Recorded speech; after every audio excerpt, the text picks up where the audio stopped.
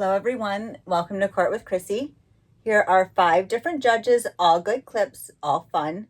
And it's my birthday. I hope you like it. Court with Krissy is now in session.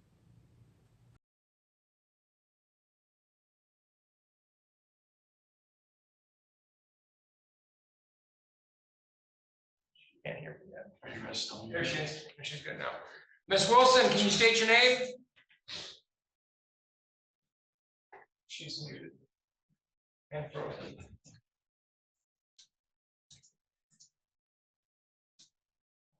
Are you still muted from Monica? I unmuted him. Miss Wilson, are you there? Yes, I'm here. Okay, today's date time set for thank you. Today's date time set for a probation violation, and Miss Wilson is supposed to be here in person. It's my understanding that you advised her that if she was going to have issues, she needed to let you know well in advance of today's date. It's my understanding also, Mr. Young, that you found out, got a request from her yesterday. Correct. Yes, sir. Okay, that's way too late for any sort of consideration from this court. I will adjourn this 1 week. I'm not going to issue a warrant for your failure to appear, which I could do. But this is a matter that's not going to be handled on Zoom. We have a serious issue that we have to deal with, and it's going to be dealt with in person. So I'm going to adjourn this 1 week to give her a chance to get her house in order, be here on time and in person. Do you understand that, Ms. Wilson? Okay, I understand that, but next, are there afternoon appointments? Because next week I have finals, so I can't miss. Every day that I go to class, Mondays, Wednesdays, there's a test. There's a test every week, and I have different classes, multiple classes a week. So that's the thing. A morning, that's what I had told him. Like a morning doesn't work for me because I can't miss the test. So do they have an afternoon that I can meet? Unfortunately, we can't do it in the afternoon because the other judge has his probation docket that afternoon. Let's see here. Your class, when does your class end? At 12:45. No. When are you done for when's there a break?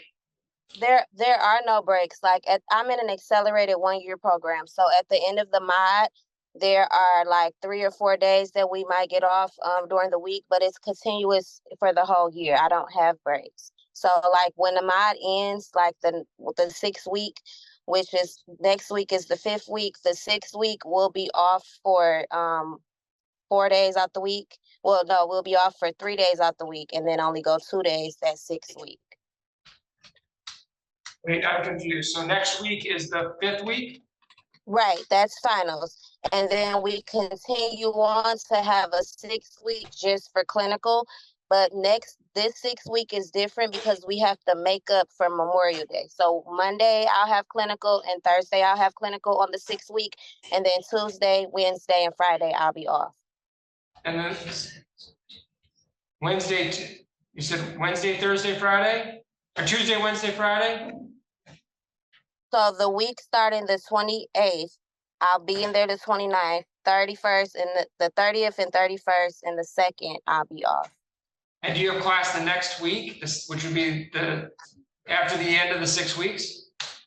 Yes, I'll be starting a new mod that morning. So that'd be the week of August 5th. You start a new module? Yes. And when does that run? 8 a.m. to 12:45. Monday through Friday? Yes, Monday through Friday. And on Thursdays, it's 7 to 3. Okay.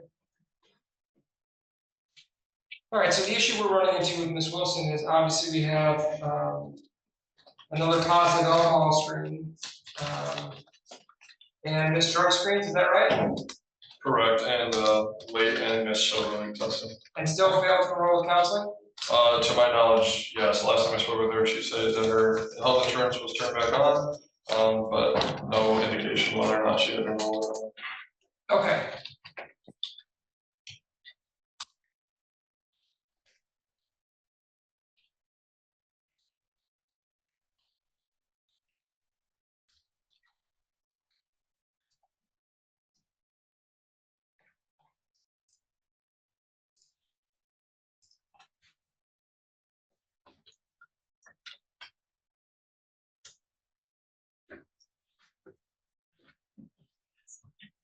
what we'll do is I'll set this on a sentencing day, which will be a Tuesday afternoon.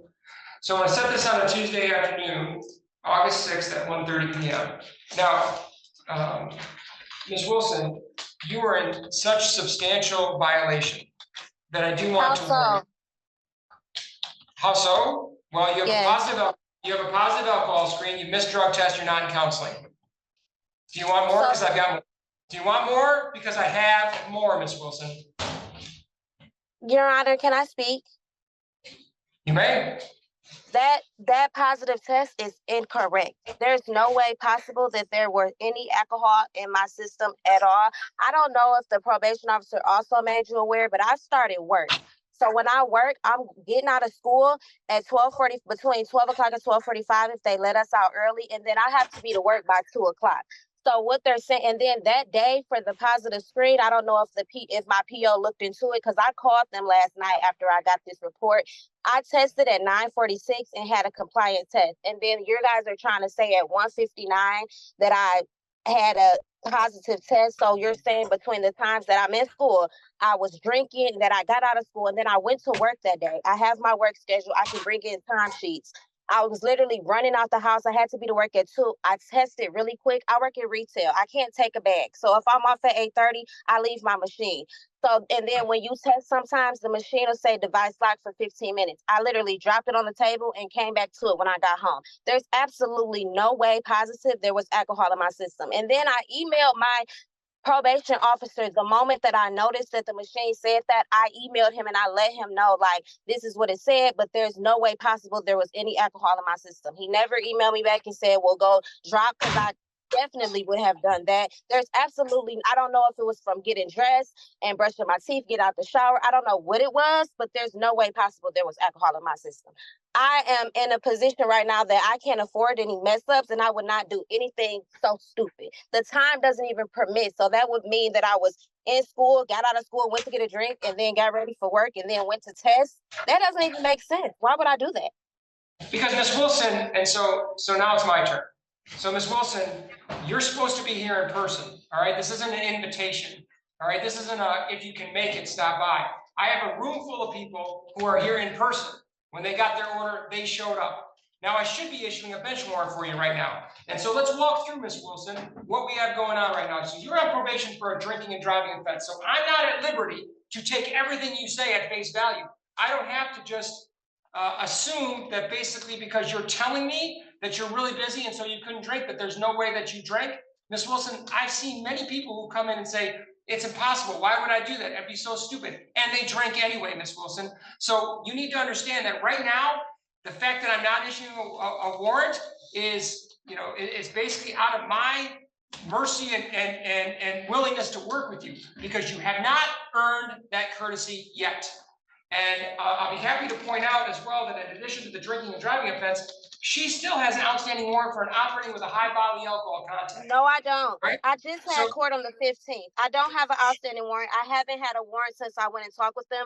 Also, on July 8th, I emailed my probation officer because I had looked up and see when was court due. On July 8th, I asked him, I said, why is it saying I got a violation when I've had no non-compliant test? And he told me it's not a violation. It's just a rehearing from the last hearing. And he says to send over the paperwork. I have the emails, never gave a timeline. Like I said, I'm in work, I'm in school, I have 3 kids. My life is extremely busy. Incorporating all these tests, since the last hearing, I've had 180 tests. To only miss 21 out of 180, I've done substantially well this time than I did last hearing. Substantially. And even if I was late, I still have been testing. So Ms. Wilson, this is less productive than I hope. We'll talk in person. I'll see you on August 6th at 1:30, and we can continue this discussion in person where it should be happening. And in the meantime, I would suggest that you have a conversation with Mr. Young about how you make sure that, for example, the missed test on the 31st, she missed drug screens, right? On the 31st and June 11th, correct? And July 13th. And to this day, an individual who's been convicted of drinking and driving and has a pending, obviously if she's addressed the warrant, has a pending operating high bodily alcohol content. So 2 drinking and driving allegations within the last 3 years. So that person is still now 4 months in, not signed up for counsel. All right, so we'll have a discussion on August 6th about how we're correcting these issues, Ms. Wilson. And then we'll have a conversation again where I hope that you understand and you come to the conclusion that this court is willing to work with you despite these challenges. And I have paid attention to the amount of tests that you've taken. Again, Ms. Wilson, if you had completely blown off all of the tests, I would just issue a warrant. I wouldn't have even brought you into court. If I didn't know that you had a lot of things going on, I wouldn't have, I would just say, show up today. But instead, even after, no, Ms. Wilson, this is no longer a conversation. This is me providing you information, okay? So if I didn't have some desire to see you be successful, you know what I would do? I would set it for next Wednesday in the middle of your class and say, show up anyway, because this is a top priority, because your liberty can be taken away from you. So Ms. Wilson, if I didn't care at all about what you're going through, I wouldn't tailor the schedule to fit your schedule. I would have you make the court schedule. So I would say, I will indicate, Mr. Young, I would anticipate a much more positive conversation with Ms. Wilson than I'm having right now. Because again, that August 6th date that I'm accommodating her, that's not written in stone. At any point in time, if I feel that there isn't some type of understanding that she has requirements and expectations with this court, then I can always schedule it for a Wednesday. And it would certainly break my heart, but at the same point in time, if I have somebody who doesn't take this seriously and doesn't understand that probation is a courtesy and a privilege, then by all means, we might as well set it on a Wednesday morning. I'll keep it for the 6th for now, but we'll see how Ms. Wilson's attitude adjusts over the next couple of weeks. You're all set, Ms. Wilson.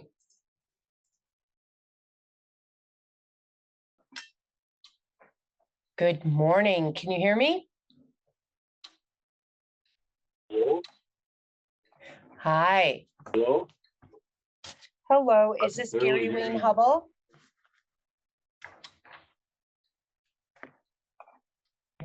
Hello, can you hear me? Hello? Hi, is this Mr. Hubble? Yes.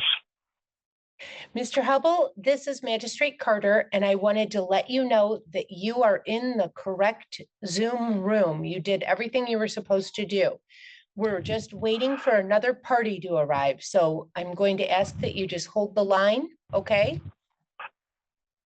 Okay. Thank you, sir. You hear me? You hear me? I sure can. I sure can. Okay. All right, I got the message. I'll wait. Okay, thank you very much. You're welcome.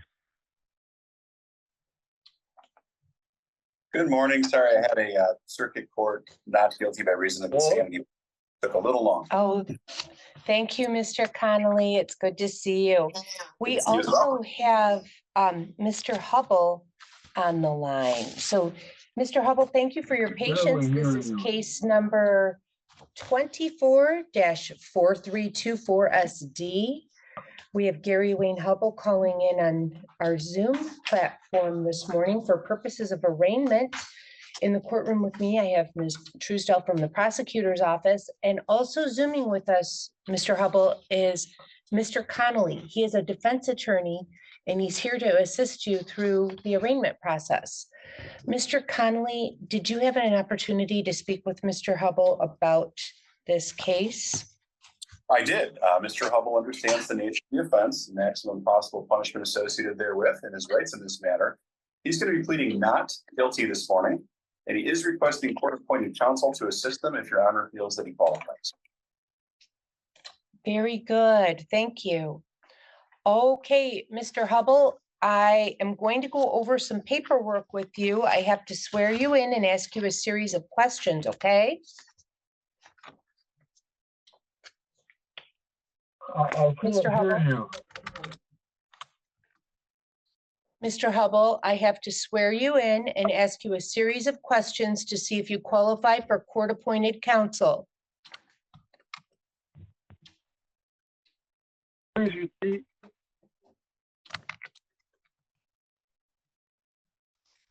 What's that? I cannot hear you. Okay, can you turn the volume up on your phone? It's up all the way. Okay, very good. Would you please raise your right hand?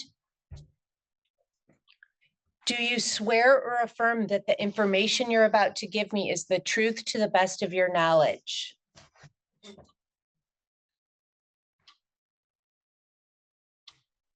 Sir? Mr. Hubble?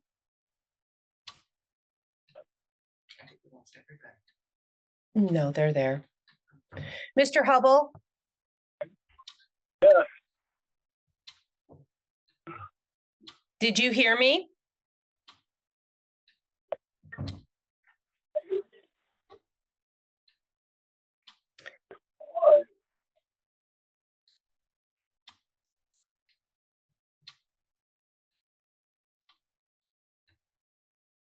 Mr. Hubble, please respond. Yes, I'm here. Do you swear or affirm that the information you're about to give me is the truth to the best of your knowledge?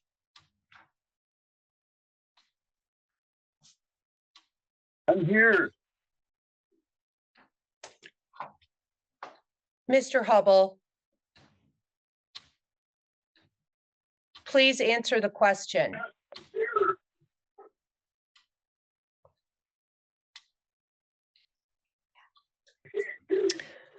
Mr. Connolly,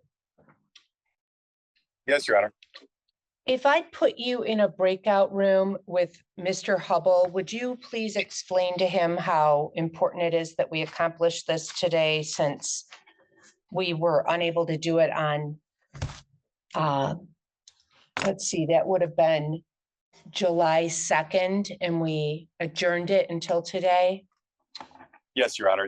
I'll explain it to him. The only other thing I can think of is if his phone still doesn't work, maybe to have him show up in person on Wednesday.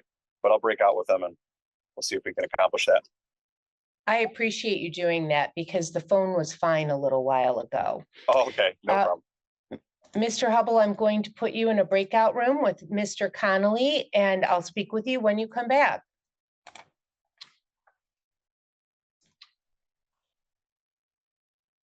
Your Honor? Yes, welcome back. Yeah, no problem. He's not responding on the Zoom breakout app either. Okay. Mr. Hubble, Yes. There he is. Mr. Hubble, I need you to participate.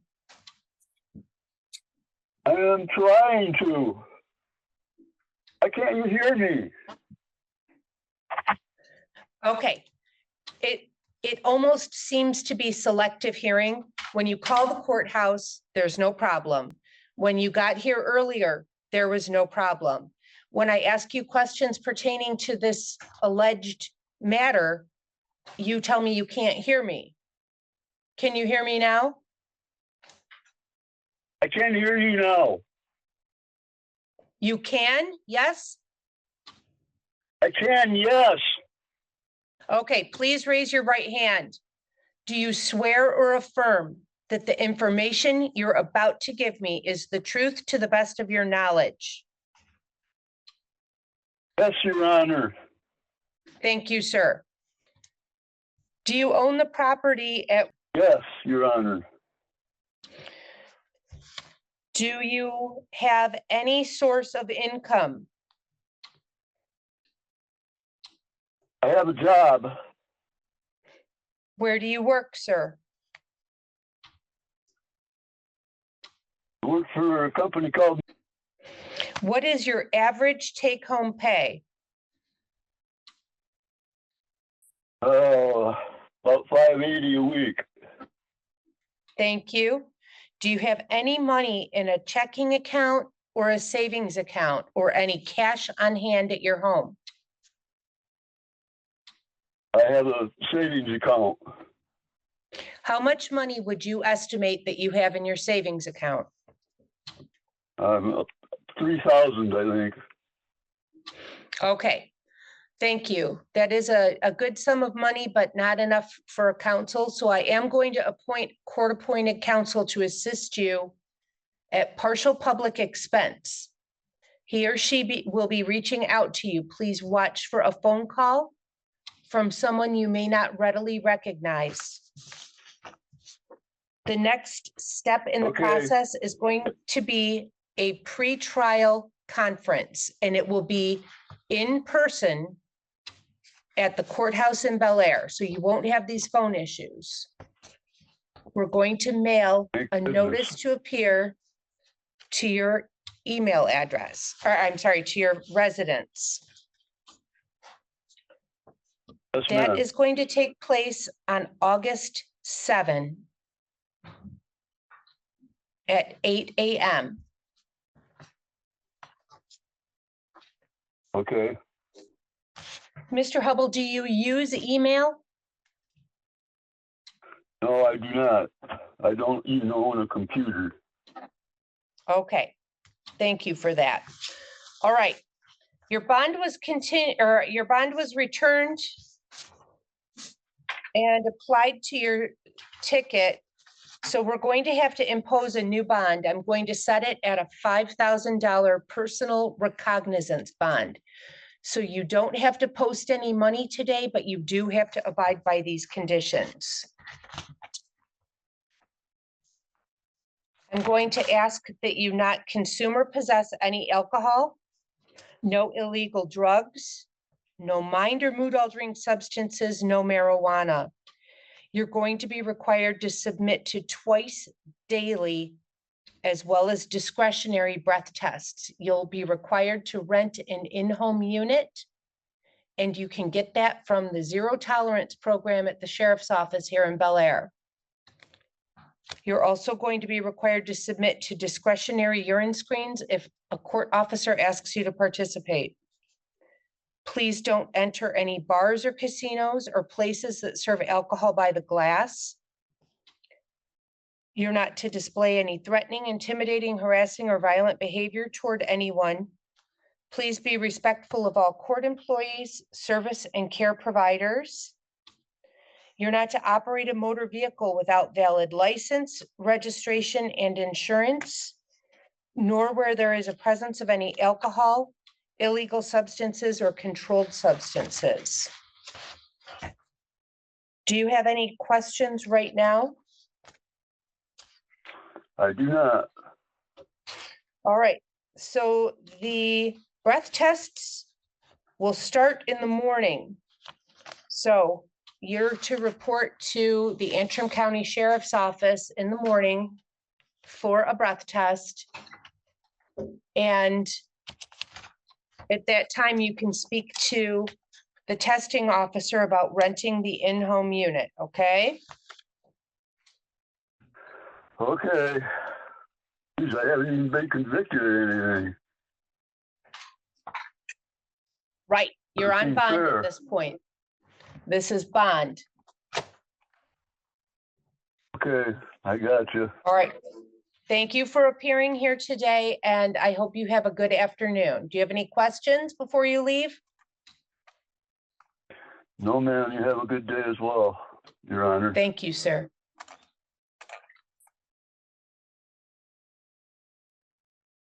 Hello. Yes, hello, ma'am. Hello. Thank you for your patience. We're ready for your case now. So this is case number 2023-3452 DM, Rose Farley versus Eddie Briggs. It is Wednesday, July 17th, 2024 at 8:43 a.m. The defendant is not here. Okay. Good morning, Ms. Farley. Good morning. We're going to take some testimony from you, so we'll have to have you sworn in first. Please raise your right hand and be sworn. Do you solemnly swear or affirm the testimony you are about to give shall be the whole truth and nothing but the truth? Yes, yes. Ma'am, you can go through that script that we provided you. You do not have to disclose your address if you don't wish to. Okay. I want to. The ambulance is on their way to my house, so I'm sorry you're gonna hear it real loud. My spouse and I were married on October 15, 2016 in Battle Creek, Michigan. My person duly authorized to perform marriages. I'm sorry. I was a resident of the state of Michigan for at least 180 days and of Calhoun County for at least 10 days prior to filing a complaint for divorce, now before the court. The allegations in the complaint were true when I filed it and are still true today.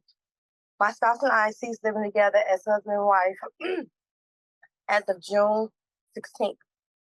There are one minor child born in this marriage, and I, Rose Starling, is not pregnant. There have been a breakdown of marriage relationships to the extent that bonds of matrimony have been destroyed, and there remains no reasonable likelihood that the marriage can be preserved. If the court was not to grant a judgment of divorce, I will not resume a marital relationship with my spouse. The reason for the breakdown of the marriage is when I was trying to have a conversation to try to repair our marriage, I was told that he don't need counseling, he don't need help, nothing is wrong. And he also said I wasn't his best friend, I'm just his wife. From that moment, I knew our marriage was unrepairable.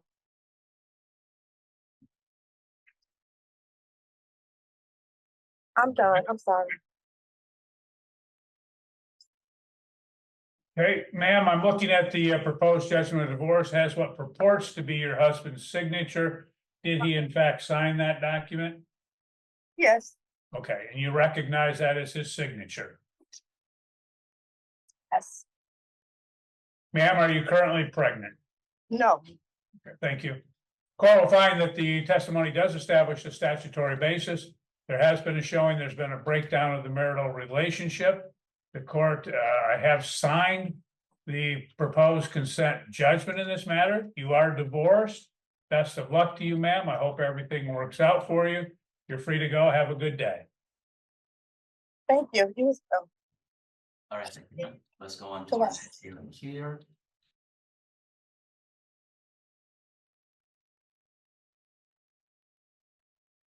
And you're Charles Van Landingham? Yes, sir. Mr. Van Landingham, you're here in case number 2024 CR 57, where you've been charged with several criminal counts, and I'm going to go over those with you right now. In count one, you've been charged with theft. This claims that on or about July 12th, you unlawfully and intentionally obtained or exerted control over property of services, in this case, a 2024 Chevrolet truck, with the intent to permanently deprive the owner, cure Shizan, of the possession, use, or benefit of the property or services of a value of at least $25,000, but less than $100,000. This is a severity level 7 felony, and it's carries a maximum penalty of 34 months in the state penitentiary and a fine of up to $100,000. In count two, you've been charged with fleeing or attempting to elude a police officer from that same date of July 12th, claiming that you were the driver of a motor vehicle and did willfully fail or refuse to bring the vehicle that you were driving to a stop, or otherwise fled or attempted to elude a pursuing police vehicle when given visual or audible signals to bring the vehicle to a stop. And during the pursuit, you engaged in reckless driving. This is a severity level 9 felony, and it carries a maximum penalty of 17 months in the state penitentiary and a fine of up to $100,000. In count 3, you've been charged with interference with a law enforcement officer from that same date, claiming that you obstructed, resisted, or opposed a person authorized by law to serve a process, in this case, Troy Carroll, in the discharge of an official duty, which was a criminal investigation in the case of a felony theft. This is also a level 9 felony, and it carries the same maximum penalty as count 2. That would be 17 months in the state penitentiary and a fine of up to $100,000. In count 4, you've been charged with criminal damage to property, which claims that you, by means other than fire or explosive, damaged, destroyed, defaced, or substantially impaired the use of property, which was the 2024 Chevrolet truck, to the extent of at least $1,000, but less than $25,000, in which Cure Chazon had an interest without the consent of the owner. That's also a severity level 9 felony, and it carries the same maximum penalty as counts 2 and 3. And in count 5, you're charged with attempted harming or killing certain dogs. This claims that you attempted to, and without lawful cause or justification, attempted to poison, inflict great bodily harm, permanently disable, or kill a police, arson, assistance, game warden, or search and rescue dog by completing an overt act toward the perpetration of the crime, which was strangling or otherwise restricting the airway of the canine done by the person who attempted to commit such a crime but failed in the perpetration thereof, or was prevented or intercepted in executing such a crime. This is a non-grid felony, and it's punishable by up to 1 year imprisonment and a fine of up to $5,000. In count 6, you've been charged with not having a valid driver's license, which is a Class B misdemeanor, and that's punishable by up to 6 months in the county jail and a fine of up to $1,000. And in count 7, you've been charged with possession of drug paraphernalia, which in this case concerned foil with residue used or intended for unlawful use in storing, containing, concealing, injecting, ingesting, inhaling, or otherwise introducing a controlled substance into the human body. That's also a Class B misdemeanor, and it carries the same maximum penalty as count 6. Do you understand what you've been charged with and the possible penalties? Yes, sir. I understood everything you just read. Okay. And so, but these are only allegations. You have the right to have a trial on this matter where the state has to prove beyond a reasonable doubt that you committed these offenses.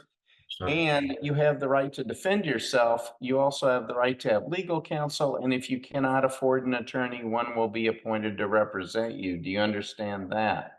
Yes, sir. I'm indigent. I'd like to be appointed counsel if possible. Okay. And I don't think I have an application on file for you, but we're going to give you one. I'm going to ask you some questions so we can proceed with this. Are you currently employed? No, sir. Not in the past 3 weeks. I haven't been. I was, Okay. Your Honor, Okay. I was loaned that vehicle. You know, I didn't steal that vehicle. Well, okay. And before you say too much about the facts of the case, I just want to warn you that anything you say can be used against you. And I don't want you to say anything that could incriminate yourself. So I'm going to, because you're unemployed, I'm going to appoint Mandy Stevenson to represent you. And then you can speak to her, and anything you tell your attorney is privileged information, so that cannot be used against you. And then I'm going to set your next court hearing for next Thursday at 9:30 in the morning. And we will get you your attorney's contact information, and you can get in touch with her. Do you have any questions? Yes, sir. I already filed for, and my mother's been down there in New Mexico trying to get that no bond hold lifted on me. I wasn't aware I had a case down there. I was going to request that you lower this bond to something reasonable. I mean, my family's behind me on this, and they're trying to get me right. So if you could lower the bond, it would make things easier if I was able to get this one, the no bond hold, lifted in New Mexico. All right. And Well, My mama's gonna come get you. Mr. Rich is here from the Kingman County Attorney's Office representing the state of Kansas. So I'll just ask Mr. Richard, do you have a position on bond? Your Honor, I think the bond's appropriate. Quite frankly, Mr. Van Landingham is the very definition of flight risk and danger to society. The allegations in this case involve a lengthy chase, involve violence, involve property damage, involve a manhunt that went almost an entire day. I cannot fathom many situations that necessitate a higher bond more than this particular case. And because of that, I'm going to ask that you keep the bond at the same level. Yeah, and Mr. Van Landingham, I mean, one of the things you're charged with is fleeing. Yes, sir. And you're from another state. I do think you are a flight risk, and May I add, Your Honor, may I add something? You know, I've been waiting 4 years. You may. This stuff with my father's wrongful death lawsuit here in Oklahoma City. He was killed by police. It was a horrible accident, but I've been waiting 4 years for depositions. And that's why I came through Kansas. I'm going to Oklahoma City for depositions this coming week. And that's been the whole motive behind me being here. You know, I wasn't trying to be detained because I've been waiting for 4 years to deal with this stuff with my dad. And okay. So now he's in custody now. The only person that would come get me now is my mama or my dad's ex, you know, so I'm not looking to run anymore. I'm just trying to get this stuff settled. And that was my goal coming here, is to be here for depositions next week in Oklahoma City. Okay, well, what you probably should talk to your attorney about this, because right now I am not inclined to lower the bond just because of everything that happened in this, and I do think that you are a danger of being a flight risk. So I'm going to leave it where it is right now. But you talk to your attorney, and maybe she can help you with that. And then I will, and then we'll see you next Thursday. All right. Thank you. Thank you.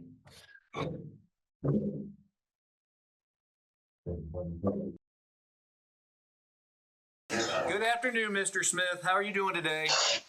I'm doing better. Good. Do you understand your rights? I sure do. Did you get a copy of the 2 complaints? Yes, Your Honor. Did you read them? Yes, sir. And do you understand what it is you've been charged with? Yes, Your Honor. All right. Now, you have a right to have me read your complaints, or I don't have to read them. Do you want me to read them? No, this is a secret.